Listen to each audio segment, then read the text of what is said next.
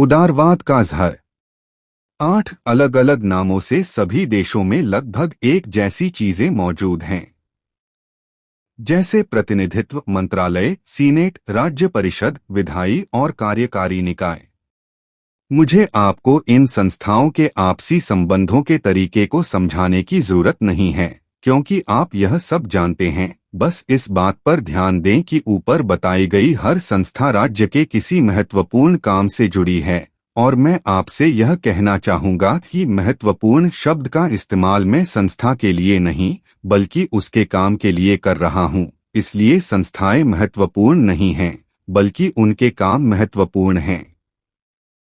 इन संस्थाओं ने सरकार के सभी कामों, प्रशासनिक, विधायी, कार्यकारी को आपस में बांट लिया है, और इस तरह वे मानव शरीर के अंगों की तरह काम करने लगी हैं। अगर हम राज्य की मशीनरी के किसी एक हिस्से को नुकसान पहुंचाते हैं, तो राज्य मानव शरीर की तरह बीमार पड़ जाता है और मर जाता है। 9 जब हमने राज्य रूपी जीव में उदारवाद का ज़हर डाला, तो उसका पूरा राजनीतिक स्वरूप ही बदल गया। राज्य एक जानलेवा बीमारी, रक्त विषाक्तता, ब्लड पॉइजनिंग की चपेट में आ गए हैं। अब बस उनकी मौत की तड़प के खत्म होने का इंतजार करना बाकी है।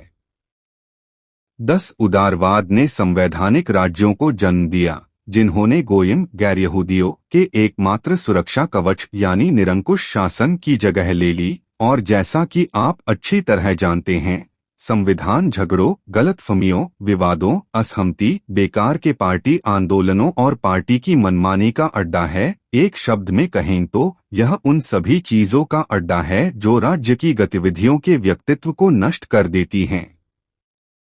बड़बोलेपन के अड्डों, टॉकरीज के मंच ने प्रेस की तरह ही प्रभावी ढंग से शासकों को निष्क्रियता और अक्षमता के लिए मजबूर कर दिया है, और इस तरह उन्हें बेकार और अनावश्यक बना दिया है।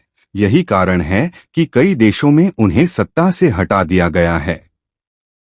तभी गणतंत्रों का युग हकीकत बन पाया, और फिर हमने शासक की जगह सरकार के एक दिखावटी रूप को बिठा दिया, एक ऐसे राष्ट्रपति को जिसे हमने भीड़ में से यानी अपनी कठपुतलियों या गुलामों के बीच से चुना था। यह उस बारूदी सुरंग की नींव थी जो हमने गौय लोगों या यूं कहूं कि गौय जातियों के नीचे बिछाई थी।